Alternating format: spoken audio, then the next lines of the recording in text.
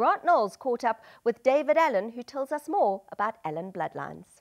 Breeding to Win caught up with David Allan. Allan bloodlines, well, David's been around in South Africa now for some 10 years, but he frequently comes and visits, and obviously he has a growing mare band and obviously looks after a couple of projects as well as Kirsten Rousing's Allan project. David, great to catch up with you back in South Africa. You're becoming quite a frequent visitor. It's been just over 10 years now, and I think there's only 2 months of each calendar year that I don't appear here, and that's June and July for one reason or another, but the other 10 I'm here at some point. Let's talk a little bit about Allan bloodlines, because as we mentioned, you've been here close to 10 years now, growing your business, racing horses. Tell us a little about your two operations, both here in South Africa and in the UK. What they do is, in a nutshell, a breeding consultant agent in the sales sense of buying stock at sales for racing and for breeding, fine. We're also racing and breeding managers, and we're principals ourselves. We have our mares in the north. We've got 12 brood mares of our own here in South Africa. A couple of those are in partnership, the rest are not. And I manage about another 14, 15 brood mares here. We mentioned that you've obviously got a lot of mares yourself, and you look after one of the biggest breeders in the UK in terms of Kirsten Rousing. Yes, it's something called the Allan project, and the Allan is the name of the stallion, a Danzig horse, bred by Miss Kirsten Rousing, Landwade stud, as you say, a major international owner-breeder. And for one reason or another, that horse found his way here. After a year or so, I was asked to look after him and see what we could do. And so we operate a program of carefully selected brood mares. We sold his first small commercial crop at the 2-year-old sale last year, which we were very pleased with. You've got a host of clients in South Africa now as well, from the other end of the scale, where you purchase on their behalf in the UK. It goes in fits and starts, obviously, because the strength of the rand affects things, and so affects the situation, and so do economies. I think I have to admit, having checked this quite recently, that I've bought 67 horses from UK and Ireland to come to South Africa, all female, some to race, mostly to go straight to stud. David, I remember some way back when you first came out here, you introduced a stallion called Lake Coniston. Now, that was probably one of your first ventures here into South Africa. I did. I slapped L plates on my back and brought a stallion here that we owned ourselves, called Lake Coniston, who had been reasonably successful as a Coolmore horse, and then I'd bought him from Coolmore. And I stood him here with Lionel Cohen at Odessa, and that was really where the South Africa learning process started. You certainly proved to be quite a decent stallion. And then let's talk about Titus Allan. Now, he was a Royal Ascot winner, and you brought him out here to race the Northern Time gelding, and you sent him to Vaughan Marshall, and initially you had some success. Yeah, you remember him very well. He's still a pride and joy. He's actually still, at the age of about 12, I guess, working here with mentally handicapped children, which, considering he used to bite you at first look when he was in training, is quite a change. He was a very, very reasonably cheaply bought yearling at Tattersalls Island for ourselves. Pride and joy. He won at Royal Ascot for us, won the Windsor Castle Stakes, went on, won a couple more. Didn't really train on as a 3-year-old in the north. And so I thought, well, we'll just give him his time, bring him here. And actually, he was not well here for a long time, and then he came to himself and won 3 races for us here. So yes, Titus Allan's been a joy. Well, Titus Allan you sent to Vaughan Marshall, but Vaughan's not only a trainer for you, but he's also become a really good friend, hasn't he? Yes, and you know, one of the great pleasures is that kind of thing can come out of racing. And yes, we are very good friends, and we see a lot of each other. And we've had, oh, I wouldn't like to count, but a lot of horses over the years. Well, in your introduction, David, you mentioned racing management. That's becoming quite an interesting thing here too, because obviously we've got Derek Brookman, racing manager for Marcus Jooste. We've now also got Justin Vermaak, who's racing manager for Main Chance Farms, and also Kevin Somerville for Drakenstein. So it's certainly something that seems to be on the up here in South Africa, and it's something that you've been doing for some time. Racing management is very different, say, between the UK and Ireland and here, for one fundamental reason. Racing here is largely regional, as it is in Australia or the US. And so essentially you're dealing, if you're in the Cape, with Kenilworth and Durbanville, or if you're in Durban, you're dealing with 3, soon 2 courses. And so it's a very different racing equation. in the UK, we've got 36 or whatever it is flat race courses, all technically within, accessible from every training place. And so when I am looking at a race for a particular horse, which I would do well in advance, having obviously a clue as to when we may be running or ready to run, then I'd be looking at 15, 20 races across a spread of about 10 days, bearing in mind racing 7 days a week, 3 meetings a day. So it's a different equation. But the angle, which is, I think, most applicable here for now maybe and the future, is the whole communication thing. In that trainers who like having racing managers involved like it because they don't have to explain everything from first principles, because racing managers can help induct people into this fantastic sport and indeed industry that we have, and can make it enjoyable and make it comprehensible by spending a lot of time on detail with them, which trainers on the whole, they're not public relations people, they're trainers. And so to that extent, I think that assistance and that input here could be very valuable for a lot of people. Put it another way, I think everybody deserves to have a racing manager. Obviously, minds tend to be polarized, and people who are not involved in racing either have no view at all, no clue, or they have developed some sort of view which means they're still not in racing. So you kind of have to overcome all of that and give the opportunity and make it attractive, make it very social. And the reporting thing, the communication is so important. It isn't a matter of we think your horse is going to run at such and such a time, blah, blah, blah, blah, blah, which is not very complicated here because of the 2 or 3 racecourse locally situated, unless you're a wonderful horse and can be buzzed around the country, but normally. But there's always something to say about your horse. And even when we had our relatively small racing club venture here, which for the people in it seemed to go very well, but we just didn't get enough people. So by the way, we're having another go and starting in the next month or 2, because perhaps that was then and this is now. They would get, at the very least, every 7 to 10 days, an email report about that long about their horse. Even if that horse wasn't going to run for another month, there was always something to say. The horse is doing this. Its half-sister was doing that. This happened in the yard the other day. You can, and in that way, you get people involved. Do you think that the $1 million race concept or something that is going to assist you as a bloodstock agent in drumming up more business? Their very existence has been very beneficial so far, because again, it's polarized thinking. I mean, actually, you're all wasting your time. I've bought the horses that are going to win it. But I mean, that's what everybody thinks, you know. So it's a situation that is, overall, it's healthy.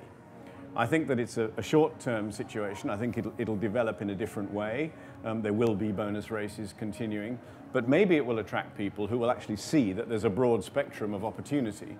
Historic races, which may or may not be quite so valuable, nice places to go, all that kind of thing. So I wouldn't say it's the be-all and end-all, but it's a big help. Dave, one of the biggest growth areas in your business is stallion management. You've got a really nice, healthy crop of young stallions to manage. Tell us how that one's going. It's something I enjoy doing very much. Being involved with a stallion is always exciting, whatever is going on. There's always something exciting to do with that horse. And yes, we have half a dozen now. And frankly, yes, we could probably take 1 or 2 more, but that would be it, because you have to devote a lot of communication time. You mustn't bore people silly or drive them nuts getting an email every 5 minutes, but so far the way that we do things, which is image-based emailing, does save people a lot of money in print advertising, and that's just a commercial factor of it. But really, it just takes one good horse. We have Elusive Fort, who we've been with, since day one.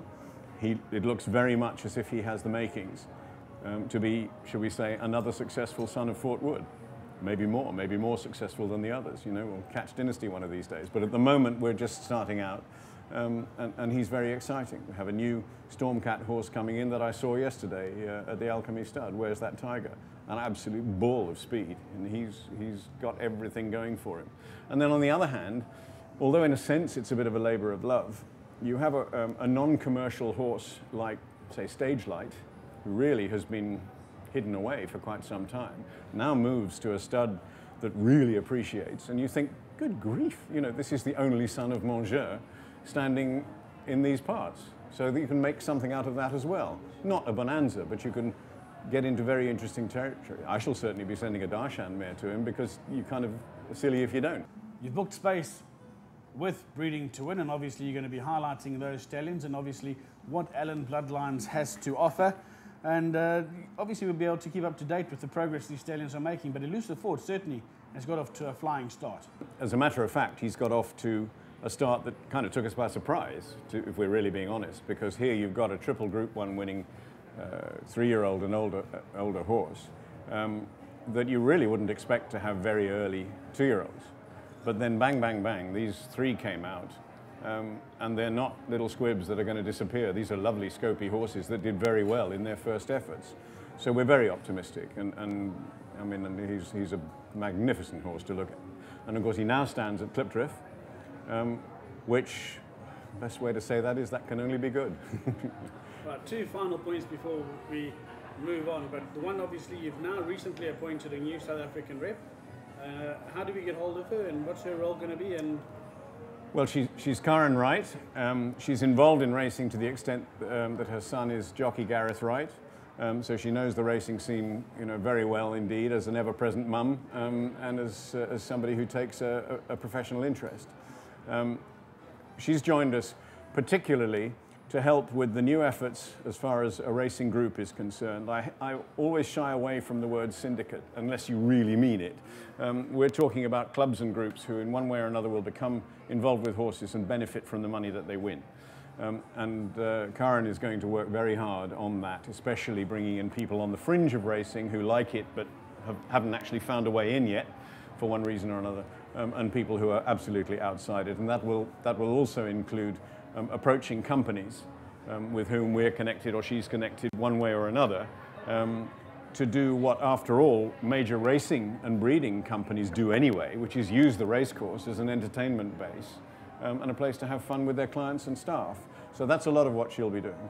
And certainly she'll be involved in the stallion side as well, because we have been and hope to be even more involved in regular requests for stallion services and everything that goes with all of that. So to have somebody who's got a sense of what's going on dealing with that is going to be very helpful.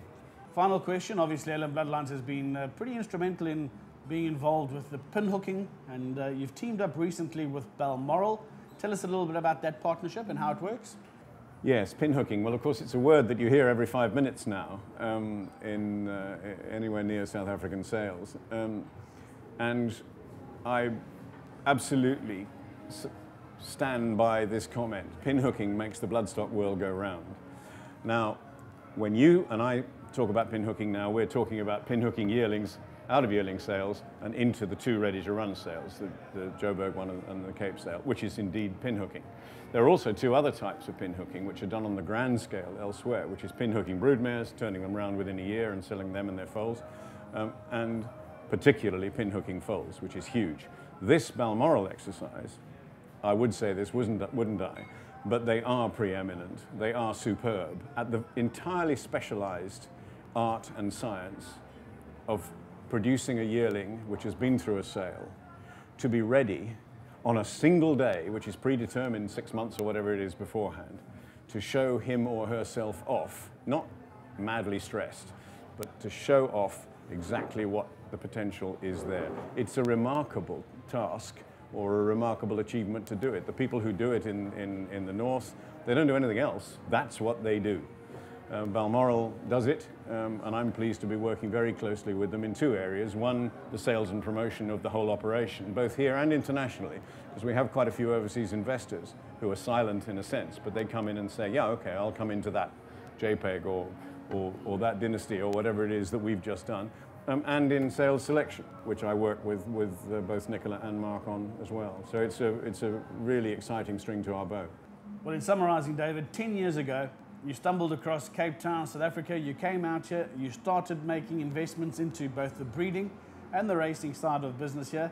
Is it still a country that shows promise for you? Is it still somewhere that you'd like to go? And do you think that there's a bright future ahead for racing and the breeding industry in this country? Yes, I have. I mean, there are ups and downs.